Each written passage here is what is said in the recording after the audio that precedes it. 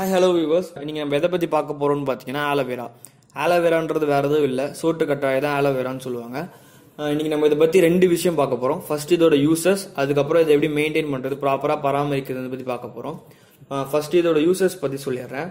இதில் இருக்கிற ஜெல் இருக்குல்ல, அந்த சாறு இருக்குல்ல, அதை வந்துட்டு தண்ணியில் அளவோடு கலந்து குடிக்கும் போது கண்ணு நல்லா தெரியும்னு சொல்கிறாங்க. அது மட்டும் இல்லாமல் உடம்புக்கு நல்ல குளிர்ச்சியும் கூட.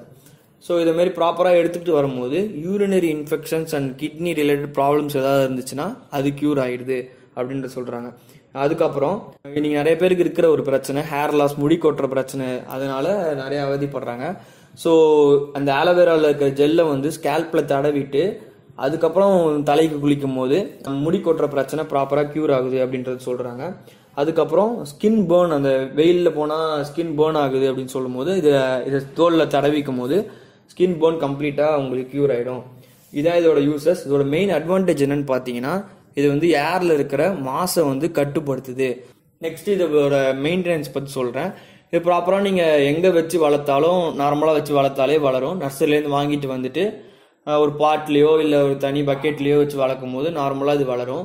இது ஒரு லெவல் ஹைட்டு வளர்ந்ததுக்கப்புறம் இது ஆட்டோமேட்டிக்காக இது சுற்றி சின்ன சின்ன செடிகள் முளைக்க ஆரம்பிக்கும். அதை நீங்கள் பராமரிக்காமல் விட்டீங்கன்னா கருகிரும்.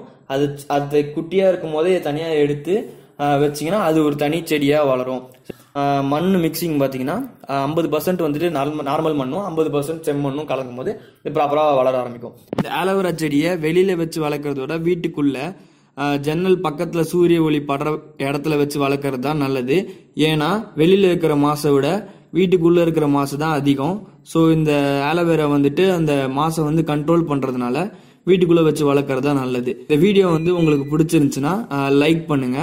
இந்த வீடியோ பற்றி ஏதாவது கருத்து இருந்துச்சுன்னா கமெண்ட்ல சொல்லுங்க.